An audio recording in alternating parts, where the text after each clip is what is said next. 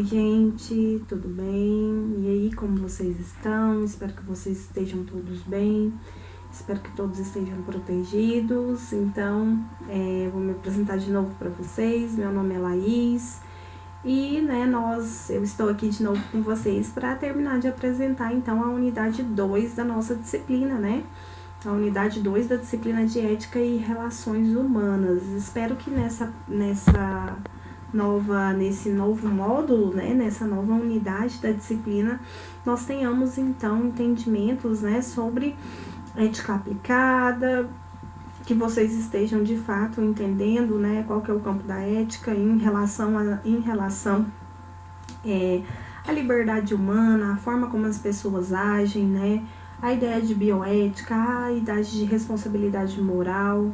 Então, esse é o objetivo, né, da nossa aula de hoje. Espero que vocês, né, entendam todas essas questões. Espero que a aula passada, né, vocês se lembrem um pouco, né, daqueles aspectos, né, que nós trabalhamos, que foram os aspectos do que é ética, do que é moralidade, do que é moral. Então, a gente vai precisar um pouquinho, né, que vocês se recordem, né, dessas distinções na aula de hoje. Então, só recordando, né, meu nome é Laís e a gente vai trabalhar, então, a segunda unidade, né, da matéria de Ética e Relações Humanas. Então, nessa unidade, nós vamos trabalhar a ideia de ética aplicada, né, então, a ética aplicada aos diversos campos, né, aos campos científicos, aos campos da vida também, né, da prática. Nós vamos ver os novos problemas éticos. Eu coloco novos problemas éticos, gente, por que eu coloquei novos problemas éticos? Esses problemas, eles são novos, por quê? Porque de acordo, nós vimos isso, né, um pouco na aula passada, de acordo com o tempo, né, os problemas mudam. Por quê? Porque a sociedade muda, surgem novos valores, outros valores começam, né, a deteriorar, a serem deixados um pouco de lado. Então, com o final, né, da Segunda Guerra Mundial, da Guerra Fria, você tem ali mais ou menos em 1990, 1992, a emergência de novos valores e de novos problemas éticos, de novos problemas morais nas sociedades democráticas contemporâneas. Então, depois a gente vai falar da ética da responsabilidade, depois da bioética, ética dos negócios, né, que também é bastante importante, principalmente para as pessoas aí, né, que trabalham em empresas. O que quer dizer isso, né? Então, como eu disse na outra aula para vocês, é claro que nós não vamos nos aprofundar, eu vou elencar e vou explicar, mas é claro que o aprofundamento nós vamos ter, né, na nossa aula. Eu gostaria muito que vocês assistissem esse vídeo para que na nossa aula, né, durante a nossa aula, nós trabalhemos, né, as dúvidas de vocês, que nós de fato, né, a gente disputa, né, sobre esses problemas contemporâneos, os problemas que são suscitados nas sociedades democráticas contemporâneas, tolerância, a forma como as pessoas agem nessas sociedades, né. E isso tem muito a ver, né, com os últimos dois tópicos, né, que é o tópico sobre a dimensão ética, né, e política da nossa vida social, e ética e cidadania no mundo contemporâneo. Então, por isso que é muito importante, né, eu gostaria muito que vocês compreendessem o que é ética e o que é moralidade, para vocês realmente, ou para nós realmente conversarmos, né. A disciplina, eu gosto de pensar na disciplina, como eu disse para vocês na aula passada, não apenas como teórica, né? Quando a gente fala de ética e de moralidade, a gente está falando, é claro que aqui é uma aula, professora, você está cometendo um equívoco. É claro que você tem a parte teórica, mas o que eu gostaria de chamar vocês, né? Eu gostaria que vocês participassem da aula e chamassem vocês para as discussões, para vocês enxergarem que, né, dentro dessa teoria que nós estamos vendo aqui na aula, nós discutimos sobre problemas práticos, problemas do cotidiano, né, que nós enfrentamos aí ao longo, né, das nossas vidas ou já enfrentamos. Então, gente, a gente vai começar falando, né, um pouquinho sobre ética aplicada, né. Então, gente, quando a gente fala sobre ética aplicada, eu coloquei isso para vocês aqui, né? E falei, né, das novas questões, do novo tipo de problema ético, né? Então, após as duas guerras mundiais, né, a Primeira Guerra Mundial, a Segunda Guerra Mundial, nós temos o que, né? Duas coisas fundamentais que aconteceram nessas duas guerras e principalmente na Segunda Guerra Mundial, que foi o uso de armas de destruição em massa, né? Então você tem a bomba Hiroshima e Nagasaki, né? Que foi jogada pelos Estados Unidos, e você tem então, né, uma arma nuclear, e uma arma nuclear que tem a possibilidade, né, de matar muitas pessoas ao mesmo tempo, né, de dizimar um país inteiro, né, de pessoas de um país inteiro, de uma cidade inteira, dependendo aí do tamanho da bomba atômica. Então, depois dessas guerras mundiais, você tem o quê? Você tem novas questões emergindo, por quê? Porque você teve, né, então, o uso dessas armas, e não só dessa arma, né, em geral, das bombas nucleares, mas outros tipos, né, de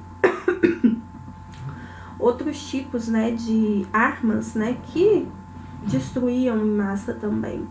Então, suscita-se, né, novos problemas, né, e o surgimento de um novo problema ético e de uma nova ética, né, que a gente chama de ética aplicada. E também a questão dos massacres e genocídios, né, quando a gente fala, né, tanto na Alemanha nazista, né, que tinha como objetivo, né, a eugenia, né, toda aquela questão de criar uma raça pura, né, e para isso dizimar, né, todos os judeus ou as pessoas ou as pessoas que não fossem de acordo com as suas crenças, com a sua ideologia, né, isso, né, gente, deu origem a massacres e a genocídios, né, que, assim, não tem precedentes na história da humanidade, né, então, assim, depois essas duas características fundamentais que aconteceram na Primeira e na Segunda Guerra Mundial, principalmente na Segunda Guerra Mundial, foram essenciais, né, para despertar uma questão em específico que eu coloquei aí de vermelho para vocês, né, embaixo nessa seta que está dizendo o quê? Qual a extensão dos direitos civis? Qual que é a extensão dos nossos direitos? Que direitos nós temos, né?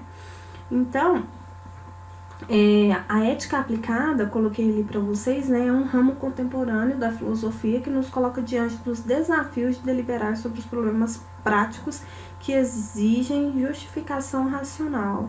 Então, todo mundo sabe, né, que depois, né, da Segunda Guerra Mundial, você tem a questão dos tribunais de Nuremberg, né, que era para responsabilizar e um pouco caçar, né, essas pessoas que agiram de acordo, né, com os princípios ali que eram impostos ali na Alemanha nazista, em que eles foram responsabilizados, algumas pessoas foram enforcadas, né, mortas, né, como forma de punição para ter agido daquela determinada forma. Mas depois disso, né, como eu disse para vocês, o que tem de mais importante é essa ideia, né, essa reflexão de qual é a extensão dos nossos direitos.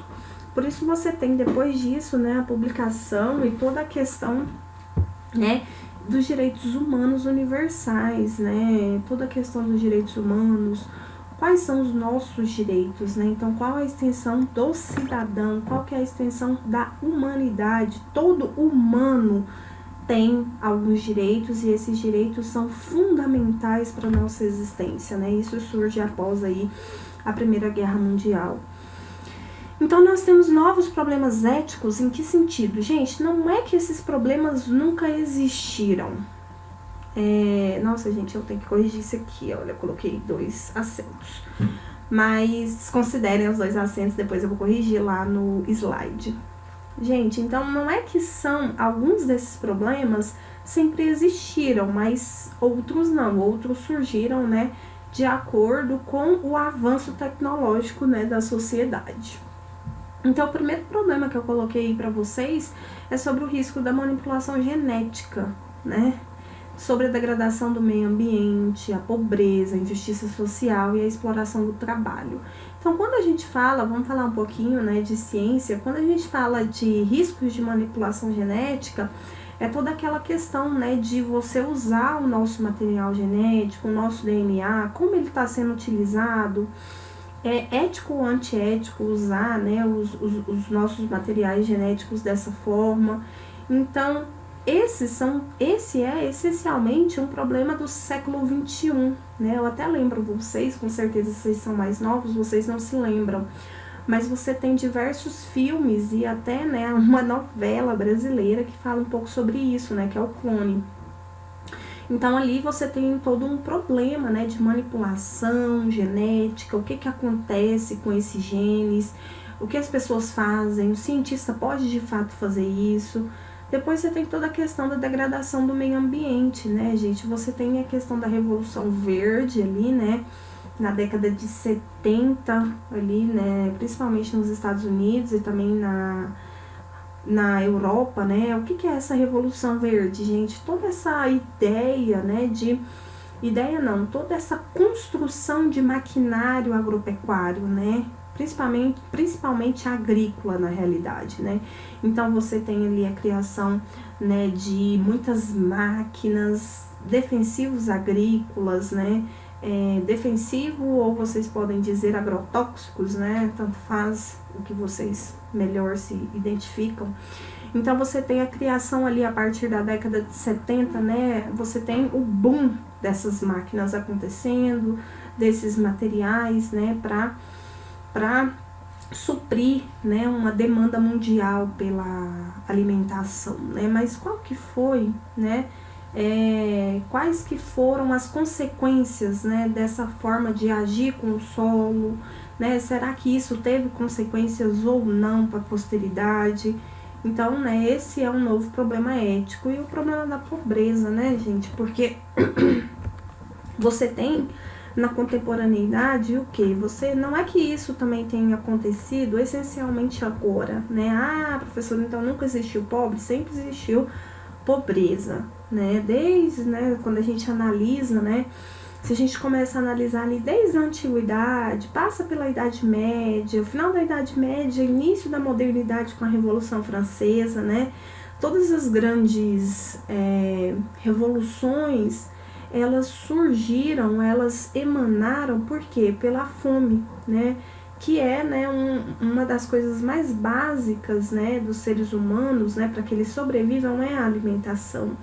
Então, todas as grandes revoluções aconteceram por causa da fome e nesse sentido da pobreza também, né? Então, as mudanças dos sistemas aconteceram em certo sentido por isso. Depois a questão da injustiça social, né? Esse também é um tópico, né, bastante debatido, né, a partir ali da Segunda Guerra Mundial, né, a questão das injustiças sociais, né, da colonização. Quando nós falamos do Brasil, né, vamos falar do Brasil, porque nós somos brasileiros e estamos aqui no Brasil, nós fomos colonizados por Portugal. Quais que são as raízes, né, que Portugal deixou aqui, né, quais são as raízes dessa colonização, como que nós nos comportamos, né, toda a questão também, gente, né, de poucas pessoas terem muita riqueza e muitas pessoas passando fome, né, por que é assim, né, se isso é justo, se isso é injusto. Então esse é um novo problema, por quê? Porque antes você não tem esse tipo de debate, né, sobre isso, sobre injustiças sociais, né, que são cometidas aí, que foram e são cometidas aí ao longo do tempo, e a exploração do trabalho também, né? Quando nós, novamente, né, falando de Brasil, você tem toda uma forma de tratar o trabalhador, e especialmente o trabalhador braçal, né? Aqui no Brasil nós temos essa péssima ideia do que é o trabalho, na realidade, né? Que não deveria ser assim, né? Mas isso vem de quê? Vem de raízes históricas, né? Da forma como o senhor, né, de engenho tratava lá os seus escravos. Então, tudo isso são raízes, né, da forma como fomos explorados, né, pelos portugueses né, ao longo aí da nossa história, da nossa colonização, do nosso período de colonização, e ao final, né, que apesar de terem sido libertos, né, você não tem, na realidade, uma inserção dessas pessoas dentro ali, né, da comunidade, dentro da sociedade. Você tem apenas, né, a exclusão de grupos, desses grupos sociais, né, e eles são, e foram, né, foram no passado e até os nossos dias, são marginalizados, né, por parte, né, da sociedade, né. Então, a resolução desses problemas, ou até a discussão sobre esses problemas, gente, né, elas estimulam o debate público, né, e o debate público entre duas esferas que estão, né, em todos os... Quando a gente fala debate, geralmente você tem duas opiniões ou duas concepções, duas respostas a esse tipo de pergunta, né? Uma concepção ou uma ideia ou uma resposta que é mais conservadora e uma que é mais progressista, né? E isso diz respeito ao que, gente? A forma como a direita responde, né, que é conhecida como mais conservadora, aos problemas, e a forma como a esquerda, né, responde aos problemas, que é por vezes mais progressista, mas, né, às vezes também conservadora. Então, quando eu coloco esse tipo de debate para vocês, né, eu gostaria de ilustrar isso aqui para vocês, né, dentro de um debate político contemporâneo, dentro do debate político contemporâneo, né, e aí quando a gente fala sobre isso, eu gostaria de fazer um parênteses e dizer do debate político democrático, né, porque em outras sociedades esse tipo de debate nem ocorre. Quando a gente fala, né, desses debates dentro de uma sociedade democrática contemporânea, a gente está falando de diversas formas de conversar sobre o problema, certo? Então, você tem, né, dentro das sociedades democráticas contemporâneas, diferentes polos, né? Polos que às vezes são mais conservadores e polos que às vezes são mais progressistas, né? Então, cada um vai ter uma forma de dar uma resposta. Gente, isso é inerente às democracias, né?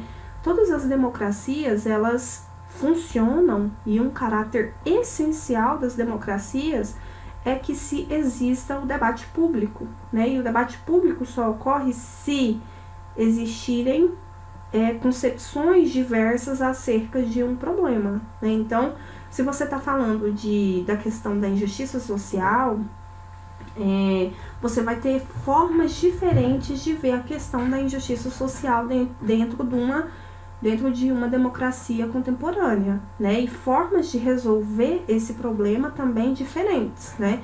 Então, o campo progressista vai responder de uma determinada forma, enquanto o campo conservador vai, né, responder de uma outra forma. Resolve o problema você ter só o campo progressista? Não, não resolve o problema você ter só o campo progressista, porque, como eu disse para vocês, uma das características essenciais das democracias é o debate público, né? Do debate público é que surgem, né, opiniões medianas, ou concepções mais medianas do que vai funcionar ou não vai funcionar dentro daquela determinada sociedade, né? Então, por isso, né, que as nossas leis, a nossa Constituição, ela decorre aí do debate público, né, entre duas forças ou mais forças aí, né? Não só dessas duas forças, porque você tem também outras questões que entram dentro do debate público, que não sejam, né, questões políticas, que são, né, essenciais para a gente construir, né, uma democracia saudável. Então, que questões são essas novas, né? Que questões são colocadas aí nesse debate público, né, que nós estávamos conversando pós Segunda Guerra Mundial, né? Então, essas questões dizem respeito, né, a como nós devemos agir diante, né, de questões radicalmente novas, né? Então, você tem, como eu estava dizendo para vocês, né, aqui no slide anterior, nós estávamos falando sobre a degradação do meio ambiente. Isso não era bem uma questão como é hoje, né, no século XXI, uma questão lá do século XIV, do século XI, do século X, do século XV. Essa não era uma questão para eles, entende? Mas é uma questão radicalmente nova para nós, né? Então você tem a criação aí de diversos debates, né? A filiação de diversos países para discutir sobre isso.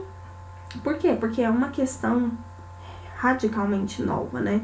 Se você não souber ou se as pessoas não se conscientizarem do uso, né, da natureza, do solo aí ao longo dos anos, o que vai acontecer para a posteridade? Né? Então essas são questões radicalmente novas, como agir, né, de acordo com isso. Para responder esse tipo de questão, gente, como eu elenquei para vocês, para responder esse tipo de questão, nós precisamos de quê? Nós precisamos consultar especialistas de diversas áreas. Então, não dá para você falar sobre degradação do meio ambiente, não conversar com um ambientalista e não conversar com o agropecuarista, entende? Então, quando nós vamos discutir sobre essas questões que são novas, né, no âmbito prático, nós precisamos então consultar diversos especialistas de diferentes áreas e também a população em geral. Como eu disse para vocês, existem certos tipos de discussões e demandas que o quê, né, que é colocado em debate público, como as pessoas podem votar hoje pela internet, pelo telefone, né, as consultas públicas, né, às vezes as questões são abertas a debate público. Então, para que seja construído algo, né, que vai de encontro com o que socialmente é aceitável. A segunda questão que eu coloquei para vocês ali é o quê? Tudo que é radicalmente possível será ética e socialmente aceitável? Outra questão. O progresso é sempre desejável sem que investiguemos as suas consequências e seu uso? Então aqui, né, gente, tem tudo a ver com a questão que eu falei para vocês, né, da utilização aí dos solos, né, a utilização dos combustíveis fósseis, tem tudo a ver com a questão do aquecimento global, né, que vem sendo, né, vem sendo discutido aí há mais de 2 décadas, né, então, será que de fato a gente pode utilizar, né, depois da Revolução Verde, como eu havia falado para vocês, você tem a utilização de grandes maquinários defensivos, agrotóxicos ou agrotóxicos. Será que isso é desejável, apesar do progresso que isso traz para a economia mundial, por exemplo? São questões éticas que são colocadas. E também a questão se o trabalho do cientista é de fato neutro, né? É bastante importante. Então, o diálogo, gente, ele é um diálogo multidisciplinar, né? Quando a gente fala dessas novas questões éticas que são colocadas no debate público, é uma questão, né? Nós estamos, né, tendo um debate multidisciplinar, precisamos ter um debate multidisciplinar. Então, esse debate multidisciplinar precisa, né, do embasamento de diversas áreas, que várias áreas do conhecimento participem desse debate, né? E não apenas, como eu disse para vocês, áreas técnicas e também não só, né, a sociedade. Então, você tem, eu coloquei para vocês, né, áreas medicinais, da medicina, da biologia, do direito, da teologia, da economia, da sociologia, antropologia. Diversas áreas precisam participar desse diálogo, né, para que você tenha, então, um resultado ou uma resposta a esse novo problema que surgiu de forma mais multidisciplinar, né, de forma que não fique, né, focado só em uma área, né, só um tipo de resposta. Então, evidentemente, né, que as pessoas leigas também devem participar do debate público, né? Por quê, gente? Porque elas devem participar do debate público. Por que essas questões são colocadas para serem votadas, às vezes, projetos de lei são colocados ou discussões são colocadas para o debate público, né? Para a participação da sociedade. Por quê? Porque essas pessoas são as principais, as que sofrem, né, as principais pessoas que sofrem o impacto dessas decisões ou dessas alterações. Então, elas precisam participar. Então, gente, com relação ao meio ambiente, vou chamar a atenção de vocês para isso, né? Nós já recebemos diversos sinais de alerta, como eu coloquei aqui para vocês, né? Então, existem algumas pessoas que não acreditam de fato nos efeitos, por exemplo, do aquecimento global à humanidade. Contudo, né, nós podemos nos arriscar, né? É uma questão que se coloca, né? Diversos países não consideram que o aquecimento global seja um problema, né? Consideram que é apenas consideram que é apenas que a Terra passaria por isso mesmo, que isso não decorre da ação humana. Então, né, a maioria dos países, né, hoje vários países participam, né, pelo princípio, né, no princípio de precaução. Então, é o que? Coloquei aqui para vocês, ao final da década de 60, a Alemanha adotou o princípio de precaução, que posteriormente foi aderido por outros países e incorporado ao direito internacional.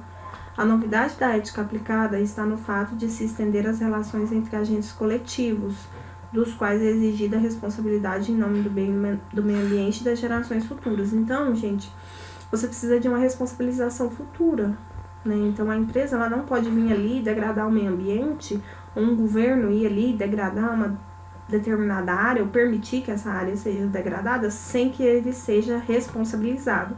E ele é responsabilizado tanto ele é responsabilizado pelas suas ações, né, no momento em que ele vive e pelas alterações ou os impactos que isso pode trazer às gerações futuras, né, que não terão a mesma oportunidade de utilizar-se ali daquele recurso que, né, aquela empresa ou aquele governo ou aquela administração, aquela administração ela infelizmente não conseguiu ali manter, né? Então, ali, né, ao final da década de 60, a Alemanha adotou o princípio de precaução, que posteriormente foi aderido por outros países de direito internacional. Então, ali eu coloquei para vocês, né, que é a questão do aquecimento global. Então, a questão do aquecimento global é tão importante e relevante, por quê? Porque você está falando do fim de determinados países, né? Nós tivemos uma reunião do G20 no ano passado, e nessa reunião, né, diversos, né, países, eles se vão na reunião e eles discutem, né, sobre a questão do aquecimento global. E é muito importante, por quê? Porque alguns países simplesmente vão desaparecer se as calotas polares começarem a derreter, né? Ou se o mundo, né, começar com efeito estufa, começar a esquentar até altas temperaturas. Então, a gente está falando simplesmente com acabar, o país vai desaparecer. As pessoas que moram ali naquele país e que têm aquela nacionalidade, elas vão desaparecer se continuarem, né, se continuarmos, né, tendo o efeito estufa, por exemplo. E aí a gente vai falar, né, um pouquinho, né, de um outro problema, que também é um problema bastante contemporâneo, que é o problema, né, que é, em certo sentido, resolvido, né, pela bioética. Então, a bioética, ela se expandiu, né, ou ela surgiu a partir da chamada terceira revolução da biologia, né. Então, a biologia molecular e a biotecnologia abriram um campo antes impensável para a engenharia genética.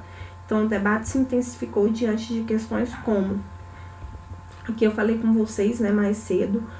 Essas questões são questões muito novas, né, gente? Por quê? Porque vem das nossas... Desculpa, gente. Vem das nossas... descobrimento... Ai, gente. Vem das descobertas que ocorreram, né, a partir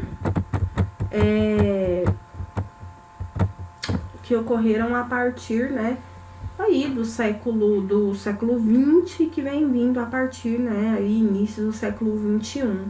Né? Então, quando a gente fala disso, a gente está falando sobre questões sobre a manipulação do genoma humano, né? Genoma é toda essa questão do DNA humano, né, gente?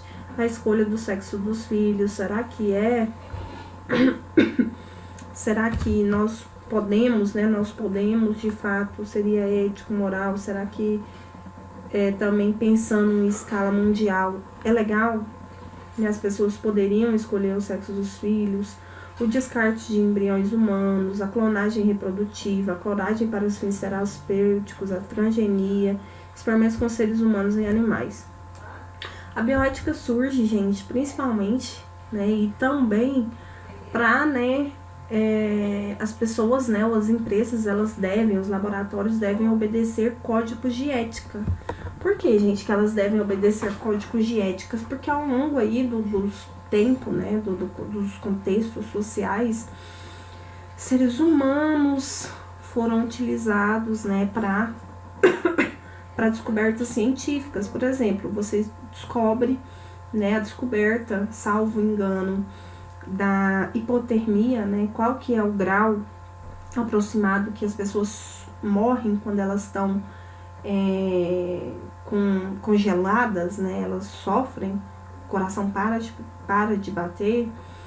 Isso foi descoberto, né, na Alemanha nazista. Por quê? Porque os nazistas faziam experimentos com os judeus, né? Então imaginem, durante muito tempo essas pessoas foram, né, algumas pessoas foram pegas, né, torturadas, e elas, né, serviam de experimentos científicos ali para os alemães. Então por isso que você tem hoje toda uma questão, né, para utilizar-se de animais, para utilizar, né, as vacinas. Nós estamos num contexto de pandemia, ainda hoje, em 2022, nós estamos num contexto de pandemia desde 2020. Então, a partir disso, né, com certeza vocês viram, né, o andamento das vacinas, o quanto é difícil até que uma vacina seja aprovada, né, que você tem diversas etapas, né, para que uma vacina seja aprovada. Então, assim, essas são questões, né, que são muito novas, né, sobre também, né, gente, a clonagem para fins terapêuticos. O que é isso, né? É você, por exemplo, ter a possibilidade de clonar algo para curar, por exemplo, Alzheimer, ter a possibilidade de cura. Mas é claro, gente, que isso daqui, né, isso passa por muito debate público, né? Então, até hoje você tem todo um debate público sobre todas essas questões que eu coloquei aqui para vocês. E agora chegamos à ética dos negócios, ou nos negócios, né? Então, a ética nos negócios, né, ela levanta questões sobre a responsabilidade social das empresas sob dois aspectos, né? Então, quando a gente fala do campo da ética dentro de uma empresa, a forma como as pessoas deveriam agir, né? O que a gente fala, o que a gente leva em consideração quando a gente fala sobre, né, ética dos negócios, né? Então, você tem duas formas de entender uma empresa nesse contexto, né? Uma forma que é mais pessimista e uma forma que é mais otimista. A forma que é mais pessimista, a gente vai trabalhar com essa forma de considerar a empresa. A empresa é entendida apenas como um espaço onde vence a força do dinheiro, no qual tudo é permitido para que os acionistas lucrem.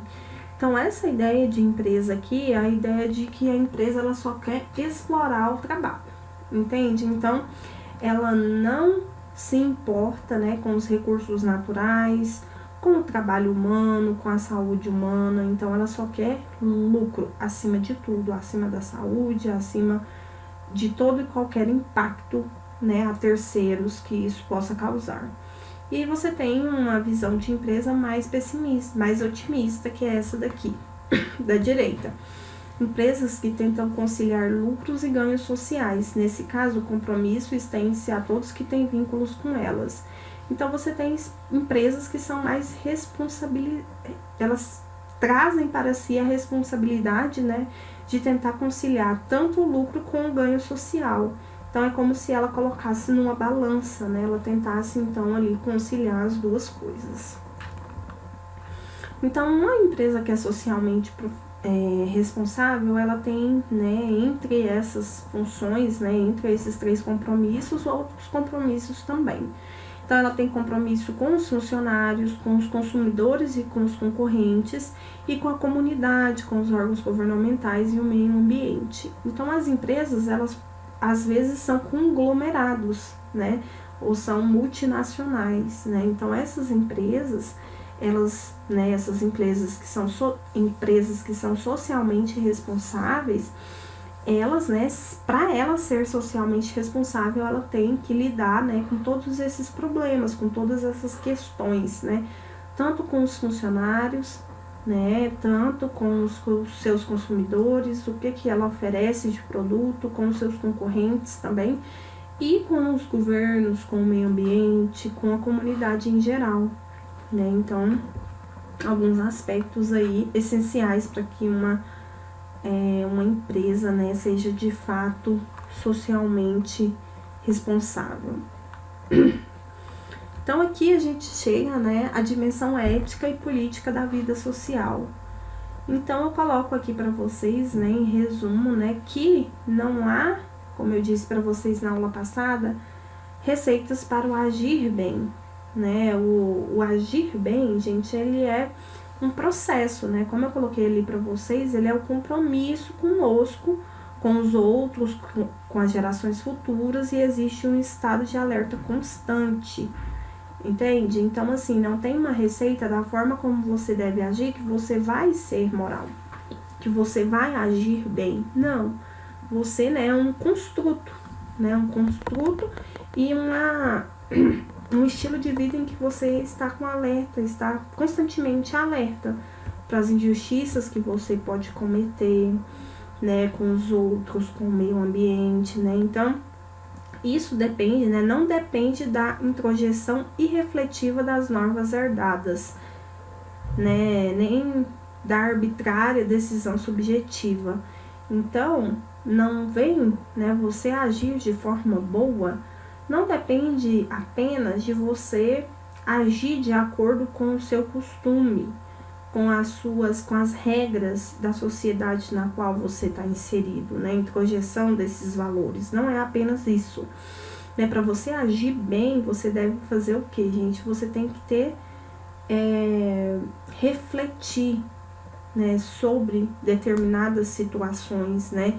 Você deve aprender com determinadas situações, ter um olhar solidário, né? Tem que reconhecer o outro com as suas especificidades, ter dignidade, além de com você mesmo, com os outros também.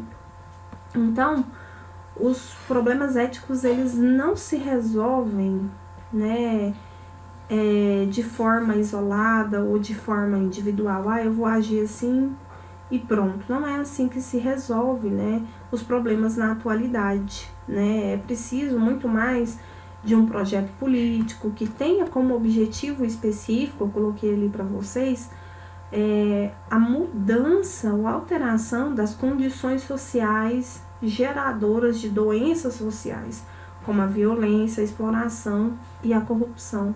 Então, não é apenas dizendo que individualmente, é claro que a atitude individual, ela tem muito peso, mas se você tem um projeto político que não leva em consideração alterar essas condições, como a pobreza, né, extrema, não alterar, né, isso, né, o fundamento, né, mudar o fundamento, então você não tem um resultado efetivo, né? Então você tem que primeiro alterar essas condições geradoras, né, dessas doenças sociais, como a violência, a exploração, a corrupção, para que depois, né, você tenha, né, objetivos, né, os seus objetivos, ou os objetivos de cidadania implementados no nosso mundo, né, contemporâneo.